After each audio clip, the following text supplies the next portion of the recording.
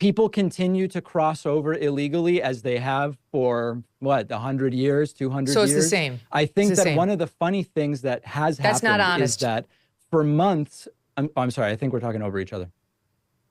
No, I'm saying that's dishonest. You're saying don't trust the Republicans on their messaging.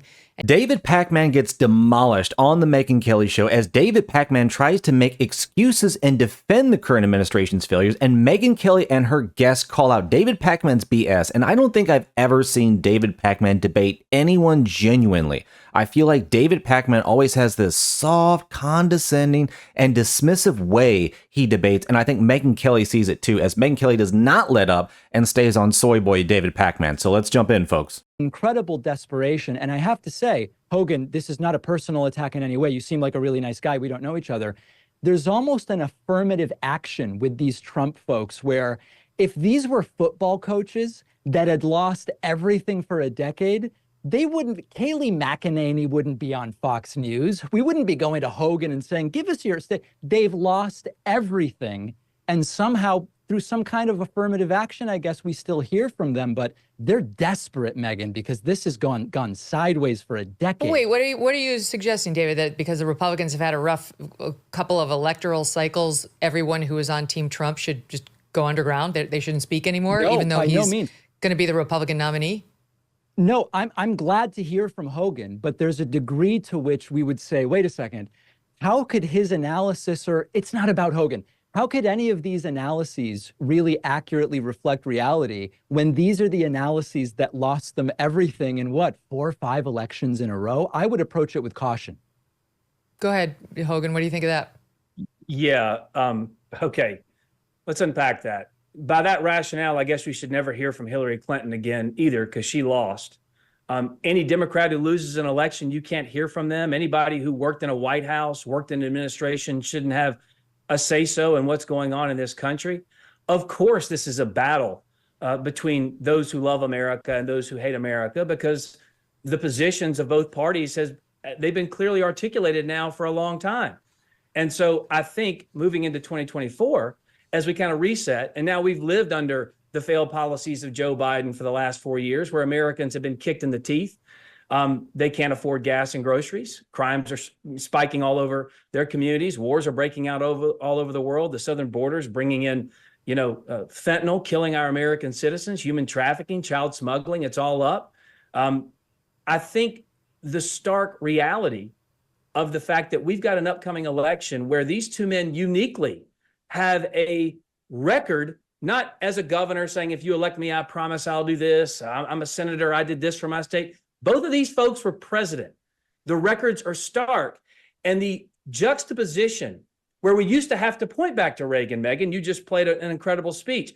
Remember how good it was in the 80s? We can say we had record-setting success in record-setting time 3 years ago.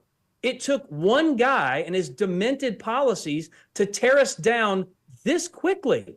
So this election, no question, is going to be significant for the future of America. But to say someone who lost an election or wasn't part of the winning team shouldn't have a say-so is so insane. Go ahead, David. Yeah, no, of course I'm not saying they shouldn't have a say-so. What I'm saying is at this point, it seems clear the American people see through it. And the people who lost 5 elections in a row are not the ones I'd be listening to on policy. Now, with regard to a lot of the stuff that Hogan mentioned there, we can go but one by one or not. I mean, just to pick a couple of things, because there was a lot there. On inflation, I mean, listen, groceries and gas, they were even cheaper under Obama. They were even cheaper under Bush and cheaper under Clinton. I mean, yes, there is inflation. We have not had a deflationary spiral, but inflation's at about 3% right now, which is what every serious economist says is the target. With regard to the record right now, unemployment, I mean, it's almost silly for me to do this because the American people know, but we've never had unemployment below 4%. We've never had unemployment below 4% for this long in 50 years, and it remains there. Wage growth has outpaced inflation. GDP is a completely normal and healthy 3%. It's like people know this. Why don't you try immigration? Because that's in the news today, David. Yes. Take that one up. Well, I mean, ask me a question about it. What's the question? Are we doing better under Joe Biden when it comes to illegal immigration than we were under Trump? How do you define better? This is what I'm talking about, folks. David Pakman has this, nice attitude, but he always has these whataboutisms. He always tries to sidestep, whatever he can, and then just play like conveniently naive, like he just asked. Well, define. Well, I don't know. Are the numbers up or down? Like the answer is blatantly obvious, but David Pakman won't answer it directly because he never answers anything directly. That's the problem with these people on the left, progressives, leftists. I mean, like they don't want to just be yes, no. Like things are not clearly objective. And Megyn Kelly and her guest obviously can see it because he keeps, tap dancing around all of these issues. And then, he wants to bring up other stuff that doesn't either really matter or is convenient for him. And then just ignore this giant pile of burning garbage over here. 3%? Seriously? I mean, food is up. Food, gas, fuel, all of these things are up 30, 40, 50, 60, 70%, depending on what it is. Well, but 3%. Yeah, this is why I don't like David Pakman. I don't think he ever debates anyone genuinely. He just tries to skirt what people are really asking and talking about and then plays this game. But let me know in the comments whether you agree with what I'm saying one way or the other. And let's leave a like if you're enjoying it, and let's get back in. Fewer. People continue to cross over illegally as they have for 100 years, 200 years. So it's the same. I think that one of the funny things that has That's not happened is honest. that for months, I'm sorry, I think we're talking over each other. No, I'm saying that's dishonest. You're saying don't trust the Republicans on their messaging, and you come on here and want to tell me that it's the same. Like they're just continuing. No, there's been no ebbs and increase. flows. There have been periods of A couple of months ago, we had 10,000 a day crossing the southern border. Go ahead. Yeah. Sorry, I think we're all talking over each other. Now, go ahead, David. The floor is yours. Wait, Hogan, I'll bring you in, but let me defend that. Go ahead, David. Oh, okay. No, listen, I mean, based on the Border Patrol statistics, there have been times during the Biden administration where crossings have on average been below where they were under Trump. At some points, they were above that. The funniest part to me about immigration is that now that Republicans themselves torpedoed the bill they wanted because Trump said, no, I need something to run on, I need something to do, Biden puts in place this limitation, which, by the way, doesn't solve the reason people are trying to come here. We need more immigration judges. I'm glad Biden made this point. Now that he did it, they're still not happy. And they're saying, well, it's only for political reasons. Why do you think Trump wanted to do this? It's also for political reasons. So this seems like a political game to me when the reality, Megyn, is we never permanently deal with DACA.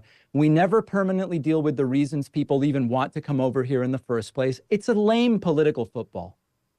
Wow. Okay, go ahead. It's fascinating to me for me to hear. I have to say, David, I appreciate you coming on the show because we don't get a lot of progressives, and they know I don't really agree with them on most things. I don't know why not. I actually I appreciate you being here and saying, the way you see these things and the way the left views these things, because it's actually educational. Well, I don't know about the left, but listen, I'm on the left. Countries have a right to enforce immigration policy. If you're here illegally, of course, you're subject to deportation. I mean, I think that there's a caricaturizing that happens of the left on this issue. I'm an immigrant from Argentina. We came here legally. I'm now an American citizen. People still write to me and say, you should go back to Argentina. But listen, I don't want the left characterized as something that it isn't on this issue. You'll never hear me say a country doesn't have a right to enforce dead to rights. policy. Otherwise, we'd have different policy. I mean, Hogan, you work for the Trump administration. The first thing that Joe Biden did when he took over was to reverse the three principal things that Trump was doing to stop the flow of illegal migrants across the southern border, the Remain in Mexico